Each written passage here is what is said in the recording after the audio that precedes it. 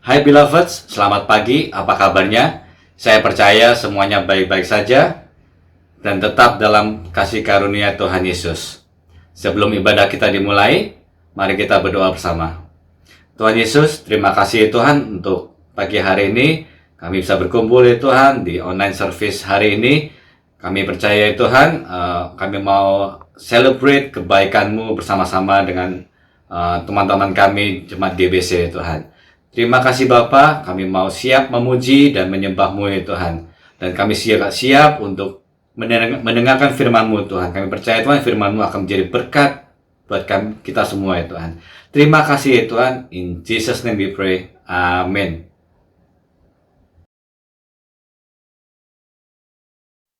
Ya, puji Tuhan, puji Tuhan, puji Tuhan, haleluya Bapak Ibu. Tiba saatnya kita akan memuji, memuliakan, mengagungkan bagi Dia, bersorak-sorai bagi Dia. Bapak Ibu yang di rumah, mari kita bersama-sama melompat, memuji, memuliakan Allah kita yang luar biasa.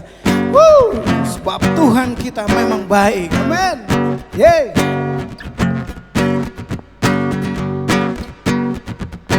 Sebab Tuhan baik. Sebab Tuhan baik, sebab Tuhan kita emang baik, sebab Tuhan baik, anugerahnya kekal selamanya. Sebab Tuhan baik, Tuhan memang baik, sebab Tuhan baik, sebab Tuhan baik, anugerahnya kekal selamanya. Masuk sama-sama, masuk gerbangnya yuk. Masuk gerbangnya bersyukur dengan penuh pujian, haleluya. Bersuka di hadiratnya, nyanyi besarkan agung namanya. Puji Dia di belasan kakala, musik dan tarian. Mari kita menari bagi Tuhan. Semua makhluk di bumi di surga dengan segenap hati naikkan pujian. Sebab Tuhan baik, katakan sama-sama yo. Sebab Tuhan baik, sebab Tuhan baik, sebab Tuhan baik, anugerahnya kekal selamanya. Sebab Tuhan baik, sebab Tuhan baik, amin. Sebab Tuhan baik, haleluya. Sebab Tuhan baik, anugerahnya kekal selamanya. Masuk gerbangnya sekali lagi. Masuk gerbangnya bersyukur, dengan penuh pujian. Bersuka di hadiratnya, nyanyi besarkan agung namanya. Sama-sama puji Dia di belasan kakala, musik dan tarian, amin. Semua makhluk di bumi di surga dengan segenap hati naikkan pujian. Sebab Tuhan baik, sama-sama kita katakan yo. Sebab Tuhan baik, sebab Tuhan baik, amin. Sebab Tuhan baik, anugerahnya kekal selamanya. Sebab Tuhan emang baik, sebab Tuhan baik, Tuhan kita emang baik, amin. Sebab Tuhan baik,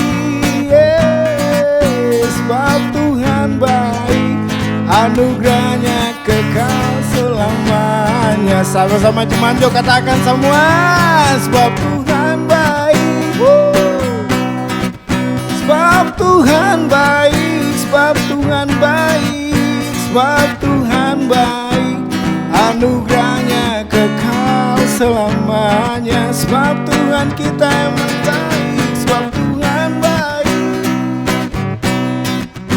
sebab Tuhan baik, amin. Sebab Tuhan baik, anugerahnya kekal selamanya.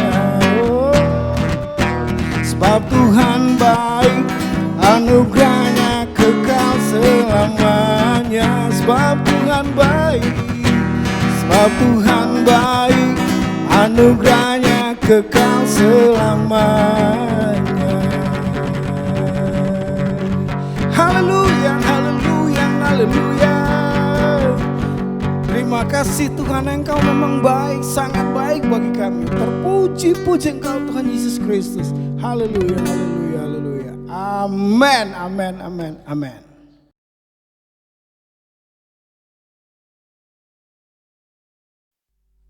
Terima kasih Tuhan. Terima kasih Bapa untuk hari ini. Terima kasih Yesus. Terima kasih atas kasih-Mu yang sempurna bagi kami Tuhan. Terpujilah Engkau Bapa. Terpujilah Engkau Tuhan Yesus Kristus yang luar biasa. Terima kasih Tuhan. Kami mau menyembah-Mu, memuji-Mu, memuliakan nama-Mu. Haleluya, haleluya. Glory bagimu Tuhan, amin.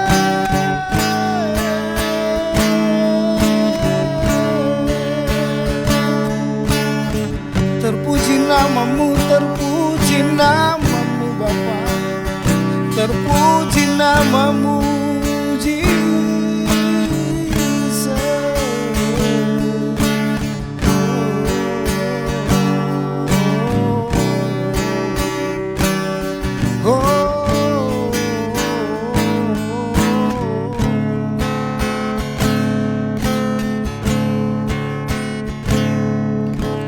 Kasih yang sempurna telah ku terima darimu, bukan karena kebaikanku, hanya oleh kasih anugerahmu Kau pulihkan aku, layakkanku untuk dapat memanggilmu Bapa.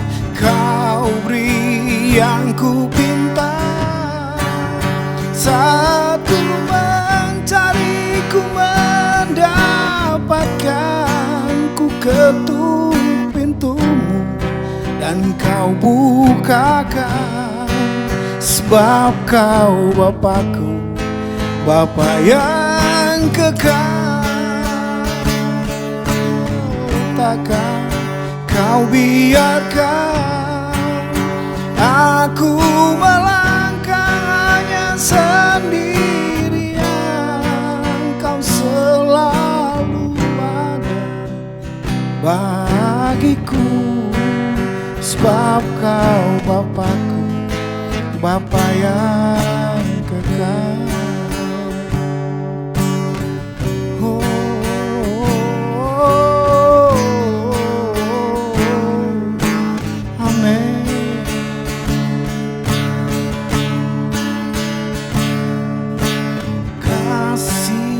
Yang sempurna telah ku terima darimu, bukan karena kebaikanku, hanya oleh kasih karuniamu kau pulihkan aku, layakkanku untuk dapat memanggilmu Bapa.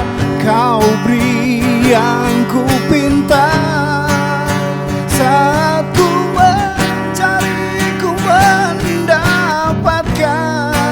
Kau selalu ada bagiku, sebab kau Bapakku, Bapa yang kekal. Oh, kau beri yang ku pinta, saat ku mencari, ku mendapatkan. Ku ketuk pintumu dan kau bukakan, sebab kau Bapakku, Bapa yang kekal. Ku ketuk pintumu dan kau bukakan. Ku ketuk pintumu dan kau bukakan. Ku ketuk pintumu dan kau bukakan. Sebab kau Bapakku, Bapa yang kekal. Oh, kau Bapa yang kekal.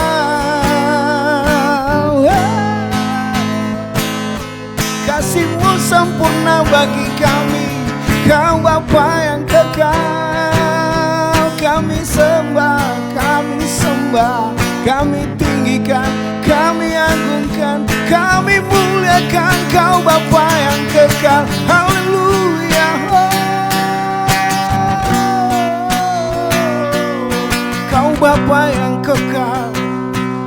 Terima kasih, terima kasih, terima kasih, terima kasih. Terpujilah nama-Mu, Kau Bapa yang kekal. Amin, amin, amin, amin, amin. Oh.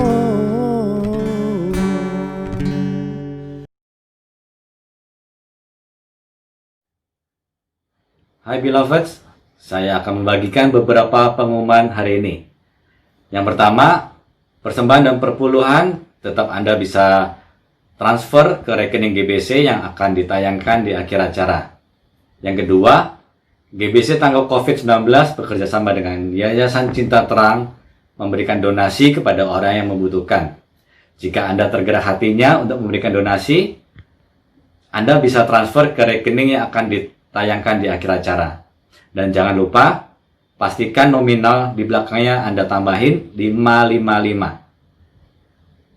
Yang ketiga, GBC juga ada Hangout Zoom. Hangout di aplikasi Zoom setiap hari Kamis jam 8 malam. Dan saya juga mau mengajak setiap jemaat GBC untuk memberikan kesaksian atau testimoni. Dan kami percaya setiap kesaksian yang dibagikan itu bisa menjadi berkat untuk bagi orang lain. Jika Anda tergerak hatinya untuk memberikan kesaksian atau testimoni, bisa melalui email kepada Pastor Fedri atau Roni Hermanto, di mana emailnya juga akan ditayangkan di akhir acara. Saya juga mau berdoa untuk setiap jemaat GBC yang sedang merayakan ulang tahun di bulan Juni, dan setiap jemaat GBC yang sedang merayakan wedding anniversary di bulan Juni. Mari kita berdoa. Tuhan Yesus, terima kasih Tuhan untuk pagi hari ini Bapa. Kami mau berdoa ya Tuhan, khususnya untuk teman-teman kami yang sedang merayakan ulang tahun di bulan Juni ini Tuhan. Kami percaya ya Tuhan, pemeliharaanmu sempurna. Your protection sempurna juga ya Tuhan. Dan terlebih dari itu Tuhan, kasih karuniamu ya Tuhan, kebaikanmu Tuhan, cinta kasihmu ya Tuhan, atas mereka ya Tuhan, melebihi dari segalanya ya Tuhan. Kami semua adalah anak-anak-Mu ya Tuhan. Dan kami juga berdoa ya Tuhan untuk mereka yang sedang merayakan pernikahan mereka ya Tuhan. Kami percaya ya Tuhan, hanya kasih-Mu saja ya Tuhan mempererat pernikahan mereka ya Tuhan, memulihkan pernikahan mereka ya Tuhan. Dan kami percaya ya Tuhan, biarlah Roh Kudus-Mu ya Tuhan yang membimbing mereka ya Tuhan. Tuhan sendiri yang menjadi kepala dari rumah tangga ini Tuhan. Biar semuanya Tuhan, masing-masing ya Tuhan, tetap memandang Engkau ya Tuhan sebagai satu-satunya ya Tuhan yang bisa diandalkan ya Tuhan. Terima kasih Bapa untuk berkat-berkat-Mu, untuk kasih setia-Mu kepada kami semua ya Tuhan.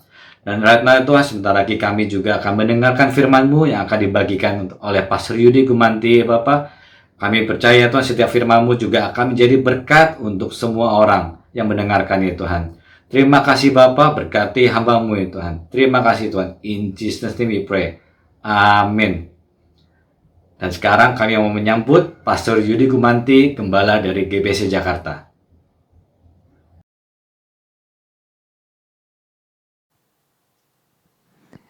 Shalom, selamat pagi jemaat yang dikasihi oleh Tuhan. Pada pagi hari ini kita akan melihat firman Tuhan, bagian daripada firman Tuhan. Tetapi sebelum kita kembali kepada firman Tuhan, saya hanya ingatkan kepada saudara bahwa saya percaya dan yakin bahwa pandemik ini pasti akan berlalu. Tetapi memang belakangan ini saya melihat banyak orang mulai merasa putus asa dengan keadaan seperti demikian ya, dengan mulai agak bosan begitu. Dan mungkin orang bertanya, bagaimana masa depan yang bisa kita harapkan dengan kondisi seperti ini? Dan di mana belakangan ini ada suatu istilah yang dikenal sebagai new normal atau tatanan baru. Ini merujuk pada suatu tatanan kehidupan yang berbeda daripada apa yang biasa kita harapkan. Kebanyakan orang mungkin mengharap bahwa semua keadaan ini bisa menjadi normal kembali sebelum waktu pandemik, seperti sebelum waktu pandemik. Apakah keadaan normal ini akan kembali seperti keadaan semula, dan apakah kebiasaan di dunia ini mulai berubah setelah pandemik ini? Dan kelihatannya kalau kita melihat ya, banyak makin ke depan keadaannya ini, kelihatannya ini banyak hal-hal yang membuat kita berpikir apakah keadaan makin bertambah suram, dan akhirnya mungkin banyak orang menjadi putus asa atau desperate gitu ya, yaitu lawan kata daripada pengharapan dan kecewa mungkin. Dan mungkin apakah masa depan kita bisa menjadi baik kalau misalnya begini. Apalagi kalau mungkin sebelum pandemik mungkin kita udah terlanjur mungkin salah mengambil langkah. Entah kita pakai tabungan, mungkin kita terlalu berboros, atau mungkin kita nggak ada tabungan bahkan. Dan kita mungkin terlalu menghambur-hamburkan sumber daya. Dan kita sudah terlanjur mungkin kita sempat invest sesuatu yang sangat besar. Dan bagaimana kita dapat keluar dari masa depan yang suram ini? Oke, kalau kita bilang nasi sudah menjadi bubur, nah bubur ini udah nggak bisa diapa-apain lagi, nggak bisa balik lagi menjadi nasi. Apa buburnya mau dijual begitu ya? Dan ini kita melihat ya betapa rapuhnya sebenarnya manusia ini sebagai manusia. Tetapi kita harus melihat apa yang dikatakan oleh Tuhan dan apa yang Tuhan lihat di masa depan kita. Dan saya ingin mengawali sharing saya pada hari ini dengan munculnya seseorang yang dinamakan Elia. Yaitu di tengah-tengah bangsa Israel yang terpecah menjadi dua bagian, yaitu di bagian utara, yaitu kerajaan Israel, dan di bagian selatan, yaitu kerajaan Yehuda. Dan di bagian utara dipimpin waktu itu oleh Raja Ahab yang beristrikan, kalau saudara tahu pasti saudara akan mengenal, yang bernama Isabel. Isabel ini dia menyembah berhala, yaitu sebuah berhala yang dinamakan Dewa Baal. Dan Dewa Baal ini secara universal ini adalah lambang daripada dewa kesuburan. Dengan kata lain, orang Israel pada saat itu mereka mengandalkan kemakmuran mereka sebagai sumber yang bisa memenuhi kebutuhan mereka. Dan juga Dewa Baal ini adalah dewa yang bisa mendatangkan hujan. Dan sama seperti sebelum pandemik, banyak orang-orang mungkin yang mengandalkan sumber daya yang mereka miliki. Katanya nggak mungkin gagal lah. Kalau sudah planning kita semuanya dari awal gitu ya, nggak mungkin kita bisa gagal. Masa sih kalau kita udah planning semuanya dengan baik kita bisa mengalami hal-hal yang buruk? Ternyata setelah pandemik semuanya berbicara lain. Mari kita buka bersama-sama di kitab 1 Raja-Raja pasal ke-17 ayat yang pertama. Dikatakan demikian.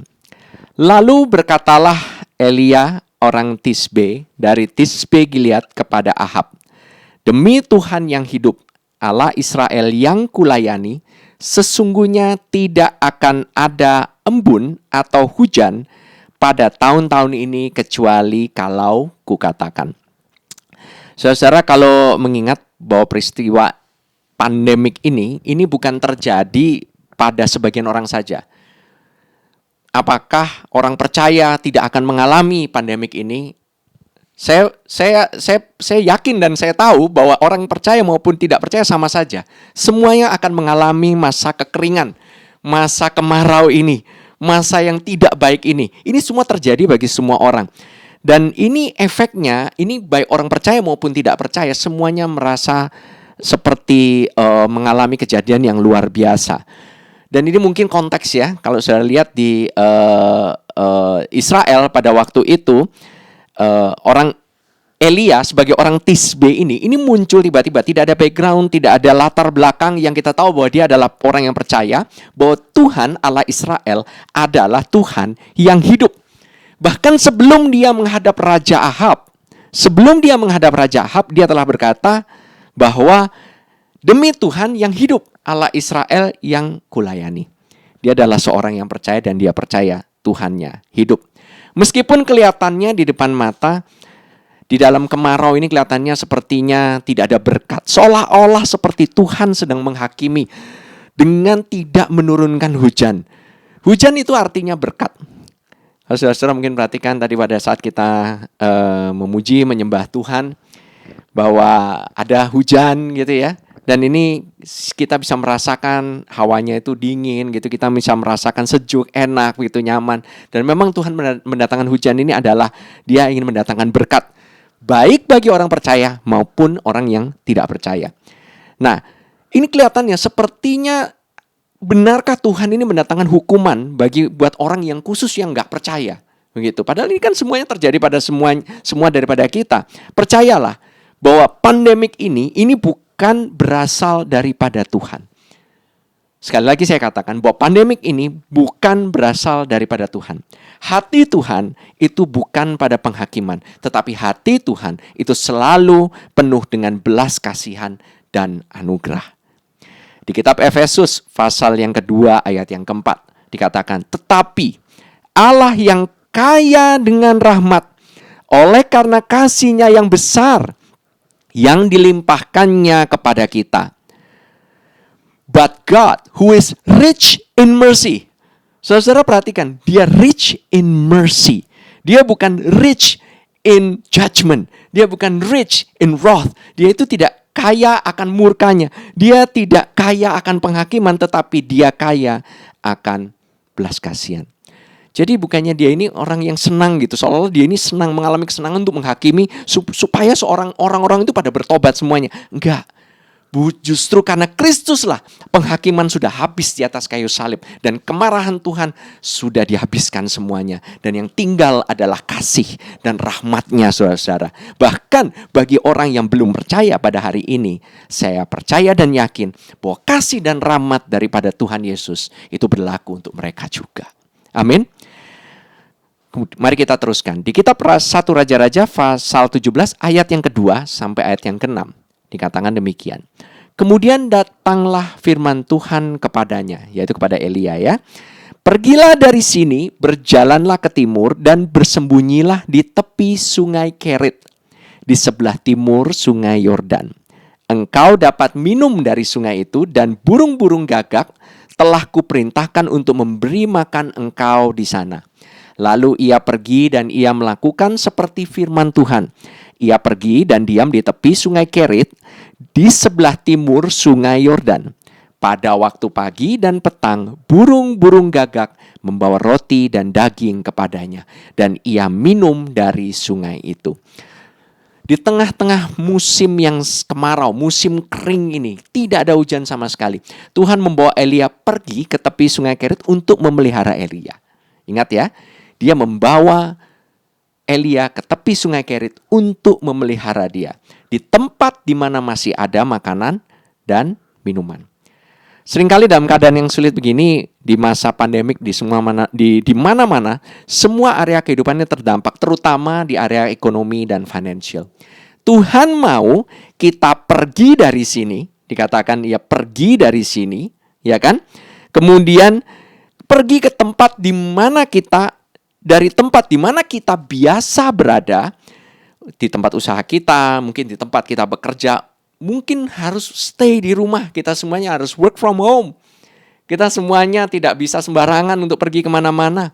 Biasanya kita pergi ke sana, tetapi Tuhan mau kita pergi dari sini, di mana Dia mau memberi kita makan dan minum di sana, di tempat yang lebih baik bagi kita. Nah, saudara, perhatikan ya, pergilah dari sini untuk berdiam di sana. Nah, saudara, Tuhan tahu tempat mana yang lebih baik. Dan kalau burung yang biasanya itu burung gagak itu nggak ada di kota, saudara. Biasanya burung-burung gagak itu adanya di tempat kering, di tempat yang banyak kematian. Justru ini diutus oleh Tuhan untuk memberi makanan. Burung yang lambang daripada kematian justru membawa suplai kehidupan bagi Elia. Banyak orang saat ini mungkin penghasilannya dalam kondisi berkurang. Mungkin juga banyak yang dirumahkan. Atau mungkin juga banyak yang mengalami PHK, di mana mereka terpaksa harus kembali ke rumah mereka masing-masing, ke tempat keluarga mereka. Tetapi justru mereka saat di rumah, hubungan keluarga dipulihkan, saudara. Perekonomian ini malah dipulihkan. Saya mendengarkan justru banyak kesaksian bahwa banyak anggota keluarga harus beralih bisnis. Banyak orang-orang yang biasa mencari nafkah seperti biasa harus beralih nafkahnya, mereka mencari di tempat yang harus alih pekerjaan atau usaha. Tetapi Tuhan memelihara mereka di sana di saat pandemik ini. Ini adalah hal yang luar biasa sekali. Tuhan memelihara kita justru di masa kekeringan ini. Kita lanjutkan. 1 Raja-Raja pasal 17 ayat yang ke-7 sampai yang ke-9. Tetapi sesudah beberapa waktu, sungai itu menjadi kering, sebab hujan tiada turun di negeri itu. Maka datanglah firman Tuhan kepada Elia, "Bersiaplah, pergilah ke Sarfat yang termasuk wilayah Sidon, dan diamlah di sana. Ketahuilah, aku telah memerintahkan seorang janda untuk memberi engkau makan." Nah, kadang-kadang kita berpikir, kan Tuhan sudah panggil kita ke tempat itu, ke tempat suatu pekerjaan, ke suatu panggilan, ke pelayanan itu, ke dalam bisnis itu. Kok malah ujung-ujungnya kering? Apakah Tuhan mungkin salah panggil? Dan kita menjadi discouraged. Dan kita merasa apakah kita ini salah langkah? Kok bisa nggak ada buahnya? Bukan Tuhan salah panggil.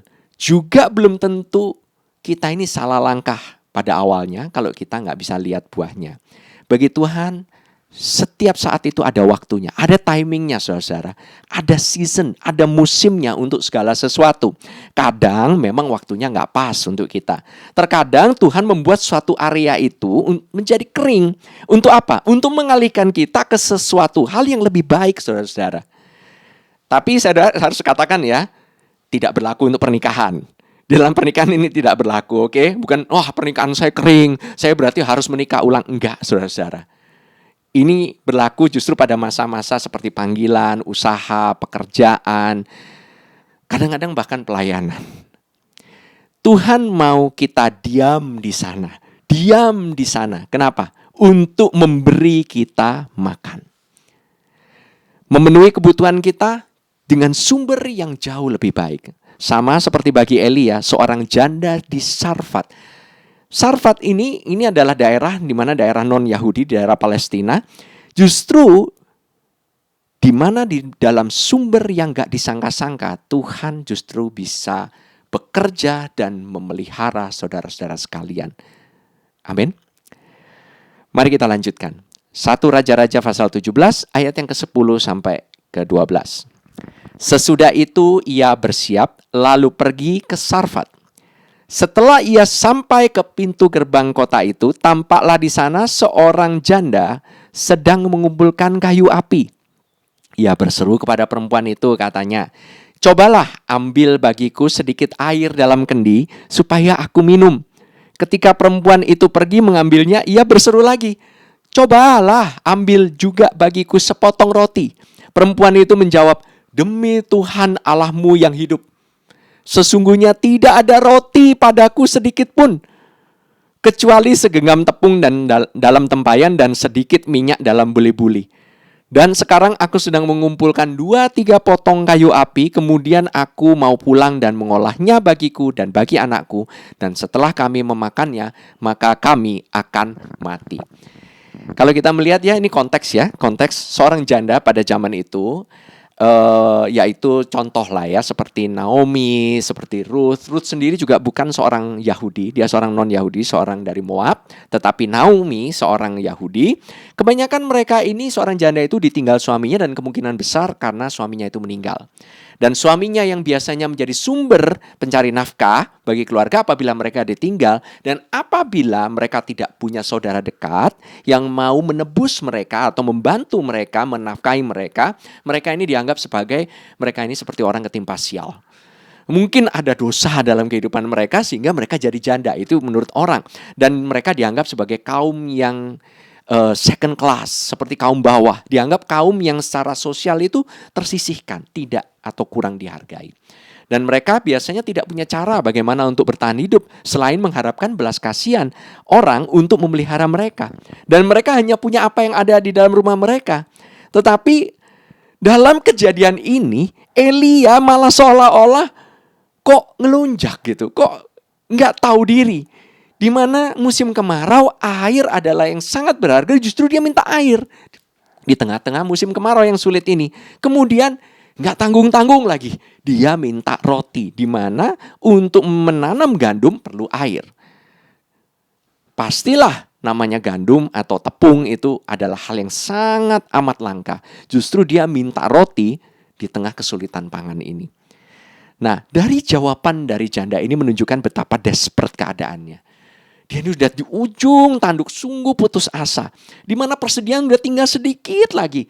Nggak cukup, bahkan hanya untuk sekali saja makan. Sangat mepet sekali. Nggak tahu lagi gimana harus bertahan hidup. Bukankah keadaannya kadang-kadang sekarang mirip seperti saat-saat ini? Banyak orang mengalami kekurangan dan kehabisan sumber daya. Keuangan bahkan sudah habis, sudah kering, sudah nggak ada lagi. Bagaimana untuk bayar makanan? Bagaimana untuk bertahan hidup? Yang sekarang paling penting bisa bertahan hidup deh. Bisa makan. Bahkan dalam masa PSBB ini. Pada kadang-kadang kita sudah nggak tahu bagaimana lagi bisa bertahan hidup bulan depan. Bagaimana bisa bertahan hidup minggu depan? Bagaimana bisa bertahan hidup besok? Saudara, bahkan orang mungkin banyak sekali yang ngomong, mending kena wabah daripada mati kelaparan. Ini kata sebagian orang. They are in dire straits.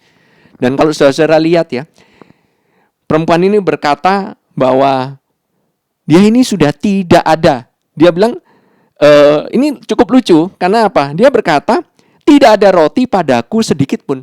Tetapi dia masih punya dalam tempayan ada tepung dan ada minyak dalam buli-buli. Ya memang dia nggak salah, tetapi bukannya nggak ada roti kan, berarti bisa gitu sebenarnya. Sama seperti orang bilang, saya sudah nggak ada duit. Saya sudah nggak ada uang lagi. Tapi pada kenyataannya ada nggak? Ada, sedikit juga pasti ada. Nggak mungkin nggak ada, saudara-saudara. Ya kan, makanan juga masih ada. Tapi dia bilang saya udah nggak punya apa-apa. Nah ini yang kejadian, karena kenapa? Dia spiritnya juga udah down. Sudah putus asa, udah putus harapan. Udah desperate sama sekali. Udah nggak ada lagi means, karena apa? Nggak ada lagi cara, dia cuma anak sama anaknya saja. Benar-benar semua orang lagi mengalami kesulitan.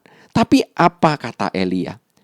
Di kitab 1 Raja-Raja di pasal yang 17 ayat yang 13 katakan, tetapi Elia berkata kepadanya, janganlah takut, pulanglah, buatlah seperti yang kau katakan, tetapi buatlah lebih dahulu bagiku sepotong roti bundar kecil daripadanya, dan bawalah kepadaku, kemudian barulah kau buat bagimu dan bagi anakmu. Sebab beginilah firman Tuhan Allah Israel, tepung dalam tempayan itu tidak akan habis, dan minyak dalam buli-buli itu pun tidak akan berkurang sampai pada waktu Tuhan memberi hujan ke atas muka bumi. Lalu pergilah perempuan itu dan berbuat seperti yang dikatakan Elia. Maka perempuan itu dan dia serta anak perempuan itu mendapat makan beberapa waktu lamanya. Tepung dalam tempayan itu tidak habis, dan minyak dalam buli-buli itu tidak berkurang seperti firman Tuhan yang diucapkannya dengan perantaraan Elia. Saudara-saudara, Tuhan katakan, jangan takut. Jangan takut. Tuhan sedang mempersiapkan engkau untuk mendapatkan berkat. Amin. Dia sedang mempersiapkan engkau untuk mendapatkan berkat.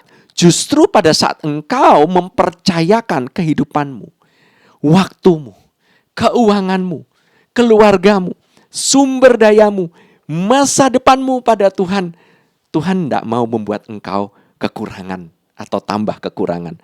Justru karena apa? Karena Tuhan tidak mau berhutang dan Tuhan tidak bisa berdusta. Amin. Saudara-saudaraku, Tuhan akan pastikan engkau dipelihara. Dan engkau akan menerima kembali lebih daripada cukup.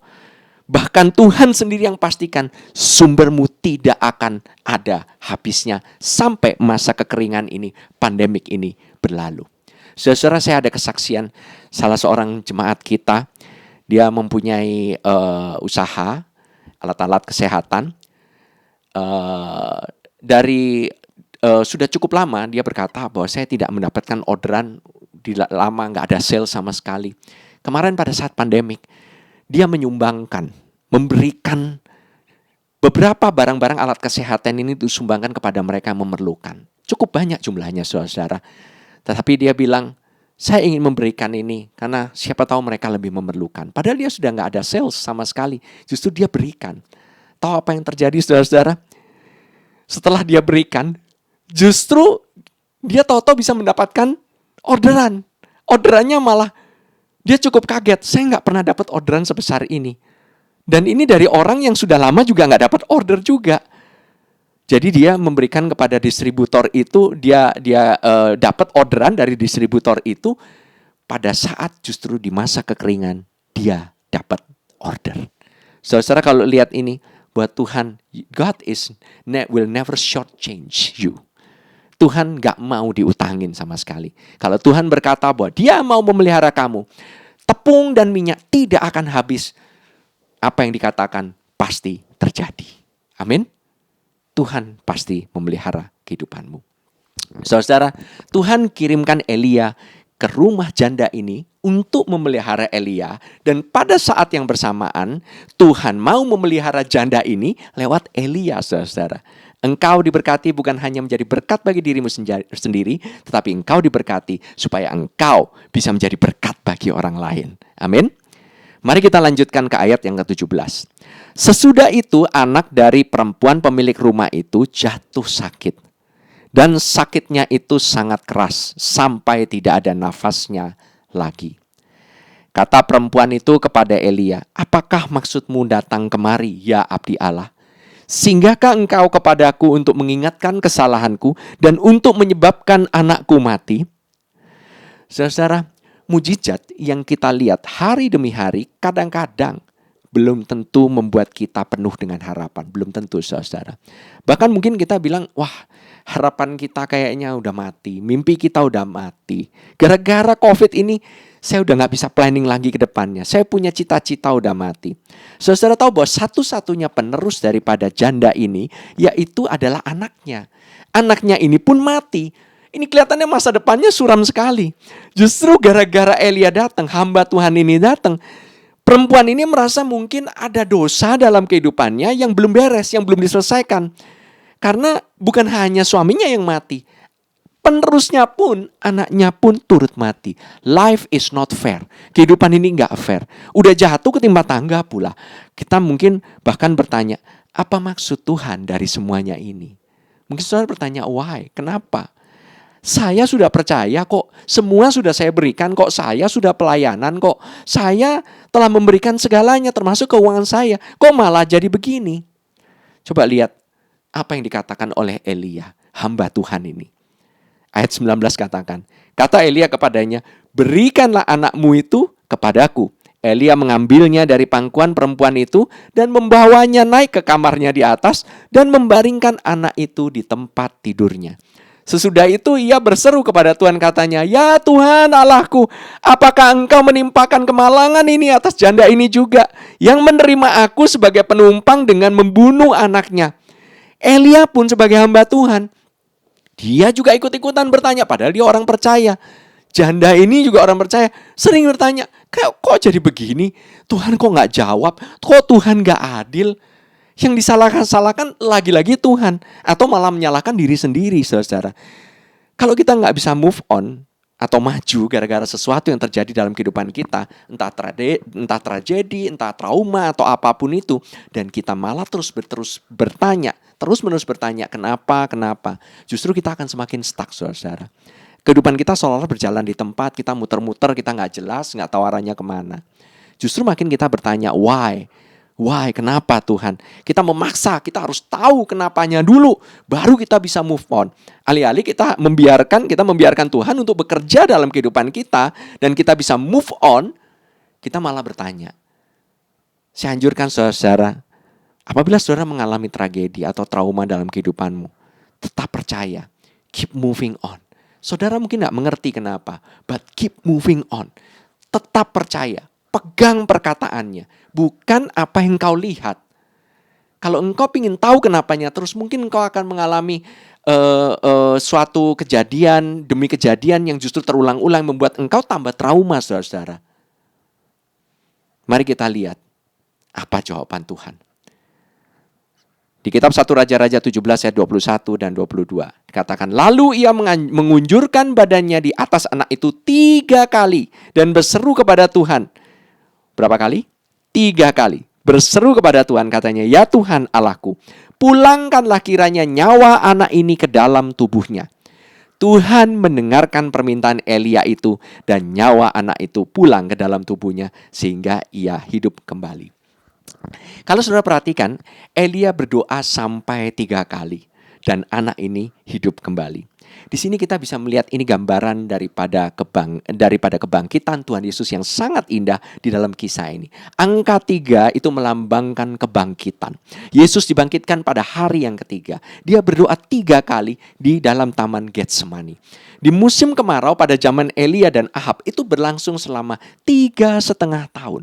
Saudara perhatikan, ini banyak sekali gambaran-gambaran yang disembunyikan di dalam perjanjian lama mengenai Yesus Kristus kita. Dan kalau kita perhatikan, janda di Sarfat. Arti kata Sarfat itu artinya adalah pemurnian. Pemurnian. Dan janda ini tidak diberitahu namanya, saudara-saudara. Mereka ini ditimpa kekeringan juga. Janda ini melambangkan kita sebagai umat manusia yang tidak bersuami, saudara. Karena kita berada di dalam dosa pada waktu dahulu, tidak ada pengharapan. Tapi justru setelah Elia yang artinya our God is Yahweh. Allah kita, Tuhan adalah Allah kita, Allah perjanjian kita, itu datang, yaitu yang menggambarkan Yesus. Yesus itu datang, kita mengalami kebangkitan dan kehidupan, saudara. Ini adalah gambaran yang indah sekali mengenai kuasa daripada kebangkitan Kristus. Mari kita lanjutkan di kitab 1 Raja-Raja pasal 17 ayat 23 dan 24. Elia mengambil anak itu dan ia membawanya turun dari kamar atas ke dalam rumah dan memberikannya kepada ibunya. Kata Elia, ini anakmu, ia sudah hidup. Kemudian kata perempuan itu kepada Elia, sekarang aku tahu bahwa engkau abdi Allah dan firman Tuhan yang kau ucapkan itu adalah benar. Inilah jawabannya dari pertanyaan kenapa, dan kenapa. Pertanyaan janda itu kalau saudara masih ingat, apa maksudmu datang kemari ya abdi Allah, singgahkah engkau kepadaku untuk mengingatkan kesalahanku dan untuk menyebabkan anakku mati. Dengan kata lain dia berkatanya kepada Tuhan, Tuhan, apakah aku ada yang salah? Kenapa justru malah ada hamba Tuhan datang? Justru harusnya membawa berkat, kok malah seolah-olah diingatkan kesalahanku. Dan juga menyebabkan anakku mati, aku malah gak ada berkat. Setelah mengenal kasih karunia, kok jadi tambah begini? Bahkan juga ada pertanyaan dari hamba Tuhan. Jangan kira hamba Tuhan gak ada yang discourage, saudara. Justru pada masa-masa seperti ini, banyak sekali hamba-hamba Tuhan yang discourage. Saya ingin memberikan encouragement bahkan. Pertanyaan yang sama dikatakan, apakah engkau menimpakan kemalangan ini atas janda ini juga? Yang menerima aku sebagai penumpang dengan membunuh anaknya. Seolah-olah Elia menyerahkan bahwa dirinya adalah pembawa sial bagi anak ini. Saudara-saudara, jangan pernah menganggap dirimu sebagai pembawa sial bagi orang lain. Karena ini akhirnya terjawab pada akhirnya. Sekarang aku tahu. Janda ini tahu, Elia juga tahu bahwa engkau adalah abdi Allah dan firman Tuhan yang kau ucapkan itu adalah benar. Firman Tuhan itu adalah benar. Diuji di dalam pemurnian, Sarfat teruji bahwa firman-Nya adalah benar. Yang paling benar adalah firman-Nya, itulah yang bisa kita pegang. Sama seperti sauh itu, pengharapan adalah sauh. Engkau berharap bukan pada keadaan yang bisa memulihkan, vaksin ditemukan, PSBB-nya nanti stop, COVID kapan berhenti, segala macam. Gimana cara lockdown berhenti, keadaannya bisa kembali kepada semula. Saya sih gak mau new normal, maunya normal seperti dahulu. Saya tidak mau new normal. Tetapi saudara-saudara, firman Tuhan yang adalah kebenaran, katakan apapun yang terjadi, engkau masih punya harapan bahwa engkau akan mengalami kebangkitan dan kehidupan. Saudara-saudara, tidak ada yang tidak benar dalam firman-Nya. Firman-Nya adalah ya dan amin di dalam Kristus Yesus. Setiap janji-janji akan masa depanmu, itu yes. dan amin di dalam Kristus Yesus. Jangan biarkan pertanyaan-pertanyaan kenapa ini menghalangimu untuk meraih masa depanmu yang penuh dengan harapan. Saudara, dikatakan di kitab Hosea, pasal yang kedua ayat 15a.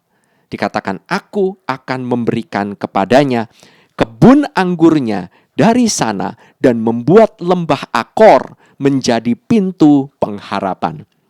Dikatakan, I will give, dalam bahasa New King James Version ya saudara, I will give her vineyards from there, and the valley of Akor as a door of hope. Saudara, vineyard atau kebun anggur itu adalah lambang daripada gereja Tuhan. Lambang daripada pekerjaan dan kerajaan daripada Tuhan. Tuhan memberikan kerajaannya, Tuhan memberikan gerejanya kepada kita. Karena apa? Di tengah-tengah lembah Akor, Valley of Akor. Akor artinya apa? Artinya adalah masalah demi masalah. Akor artinya tidak ada harapan.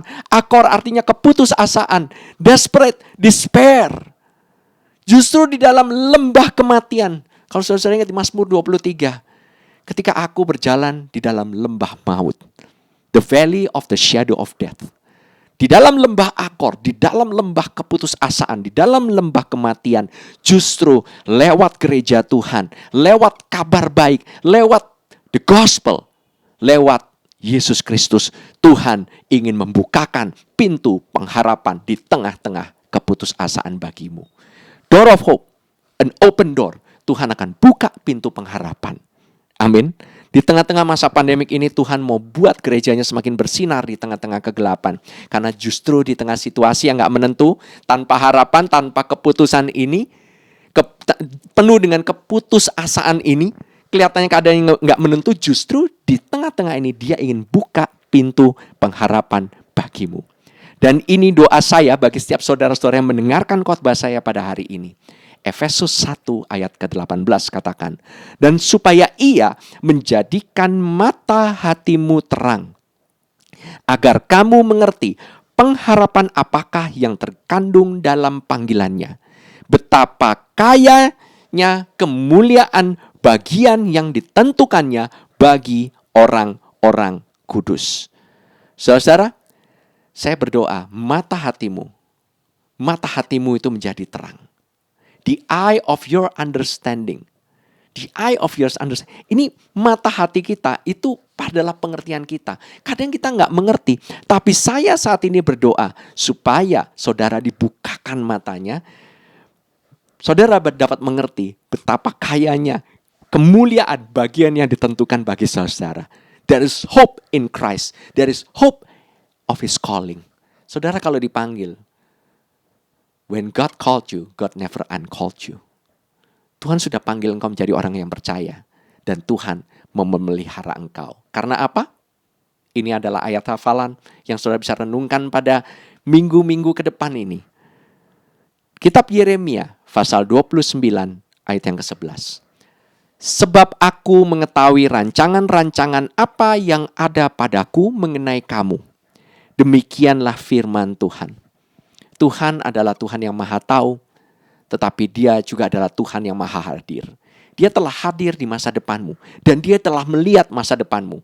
Dan Tuhan juga omnipoten, Dia maha kuasa. Dia sanggup mengubahkan hal-hal yang tidak baik menjadi baik. Yaitu rancangan damai sejahtera, dan bukan rancangan kecelakaan, untuk memberikan kepadamu hari depan yang penuh harapan. Bukan saya yang katakan saudara. Firman Tuhan katakan. Dan saya katakan kepada saudara sekali lagi. Ketika Tuhan declare dan berkata bahwa hari depanmu itu penuh dengan harapan. Masa depanmu penuh dengan harapan. Dan rancangan bagimu adalah rancangan damai sejahtera dan bukan kecelakaan. Artinya masa depanmu pasti baik. Dan hari-harimu akan dipenuhi hari-hari yang baik di depan. Amin saudara. Apa yang saudara lakukan kalau Tuhan berkata masa depanmu akan dipenuhi dengan kebaikan dan berlimpah-limpah dengan berkat? Apa yang kau lakukan? Kalau saya akan bersiap-siap untuk menerima saudara. Saya akan persiapkan diri untuk menerima. Mulai sekarang bersiap-siap. Lapangkan tempat kemahmu. Bentangkan tenda kediamanmu. Panjangkan tali-tali kemahmu, persiapkan tempat untuk menampung berkat Tuhan yang akan dicurahkan, saudara. Kalau engkau percaya Tuhan akan berikan kepadamu berkat finansial, persiapkan usahamu yang baru. Mulai lakukan penelitian dan sebagainya, research di web. Saudara bisa melakukan banyak hal. Bersiap-siap untuk mulai mengembang ke kanan dan mengembang ke kiri ya. Saudara, bukan cuma berat badan yang mengembang ke kanan dan ke kiri di masa PSBB ini. Usahamu pun bisa berkembang, saudara-saudara. Mungkin kau selama ini bilang, wah, aku kan nggak pernah lakukan buka usaha seperti ini sebelumnya ya. Ya, saya pikir ini adalah hal terbodoh yang kita pernah dengar ya. Karena semua yang kita capai sekarang ini pasti karena kita pernah lakukan sebelumnya, bukan? Dan pasti ada pertama kalinya engkau mengambil langkah itu. Ambil langkah itu. Persiapkan. Mungkin musuh-musuhmu saat ini merampokmu kanan dan kiri.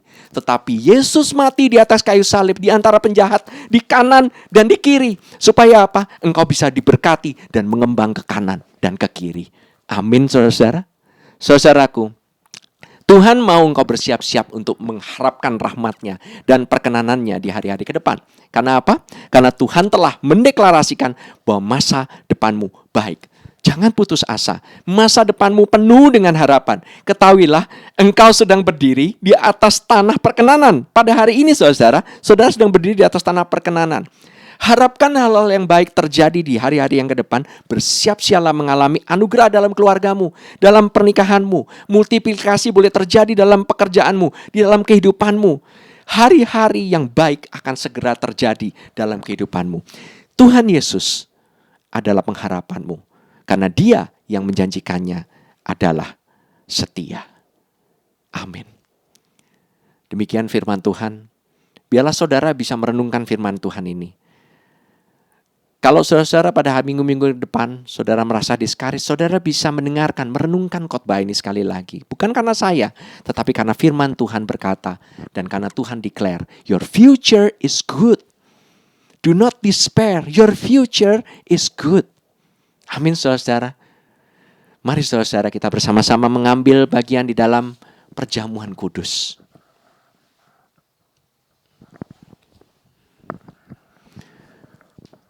Terima kasih Tuhan. Engkau berada di bumi ini sebentar. Cuman 33,5 tahun lamanya. Umurmu itu pendek. Engkau tidak mengalami umur yang panjang. Karena apa? Karena engkau mau memberikan kepada kami. Engkau berikan tubuhmu. Engkau berikan kehidupanmu kepada kami. Supaya kami bisa berumur panjang dan mengalami hari-hari yang baik di atas muka bumi ini. Saat ini saudara, apabila saudara mengambil bagian dalam perjamuan kudus ini, saudara mengambil tubuhnya ini. Saudara bisa melihat, saudara bisa mengingat. Tubuh ini diberikan sebagai peringatan akan kematiannya. Supaya kita boleh mengalami kebangkitan dan kehidupan kembali, saudara. Terima kasih Tuhan untuk tubuhmu yang kau pecah-pecahkan bagi kami. Terima kasih karena bilur-bilurmu kami boleh mengalami kesembuhan. Bahkan kami boleh mengalami kesehatan di masa pandemik ini. Terima kasih Tuhan Yesus. Tubuhmu dipecah-pecahkan supaya kami menjadi utuh. Tubuhmu dipecah-pecahkan supaya pernikahan kami, keluarga kami, pekerjaan kami, keuangan kami menjadi utuh kembali. Emosi kami, perasaan kami, cita-cita kami, harapan kami menjadi utuh kembali. Terima kasih Tuhan Yesus. Mari kita makan bersama-sama.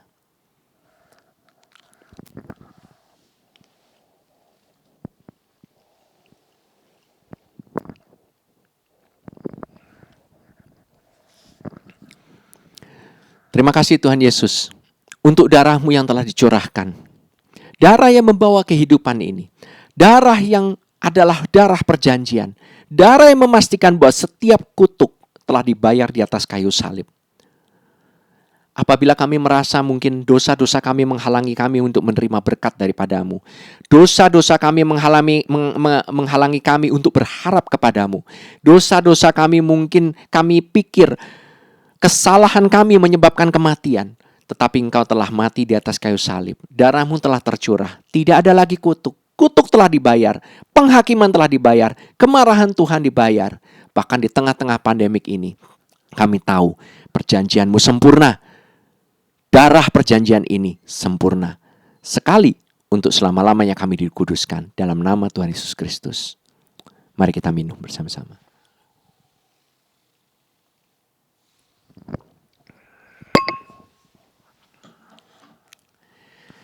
Saudara, saat ini saya ingin berdoa untuk saudara yang pertama kali mendengarkan firman ini.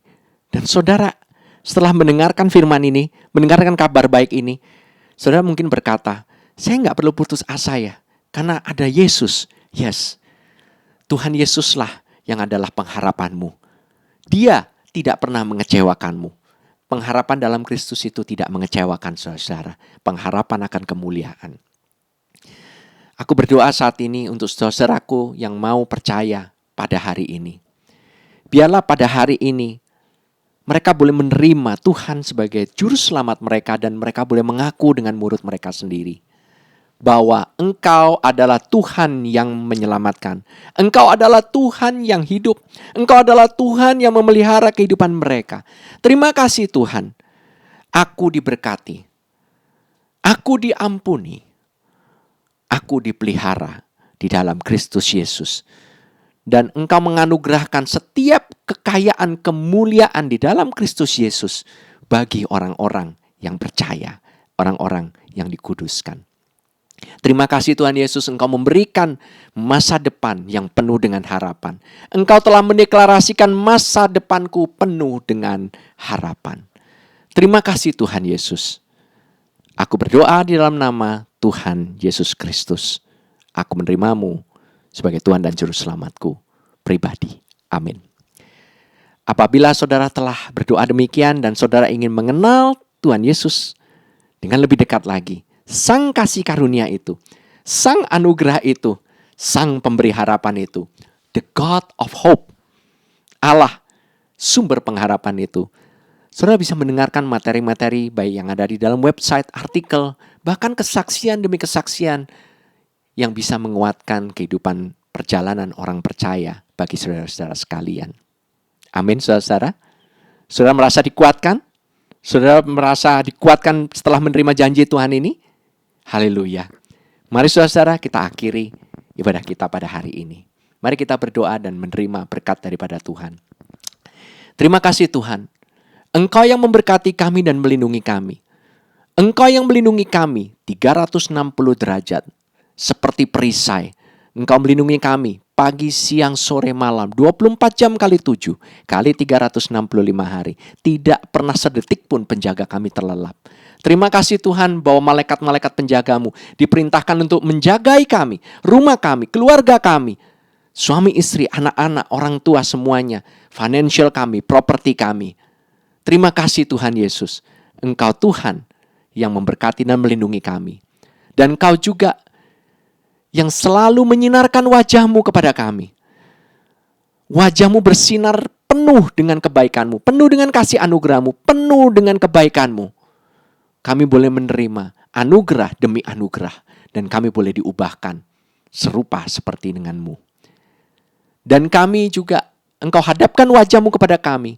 Karena Engkau tidak pernah lagi memalingkan wajah-Mu. Engkau selalu menghadapkan wajah-Mu kepada kami. Engkau selalu tersenyum kepada kami. Kasih-Mu tercurah dalam hati kami. Roh Kudus, kami mengucap syukur bahwa Engkau telah mencurahkan kasih itu dalam hati kami pada saat Yesus mati di atas kayu salib.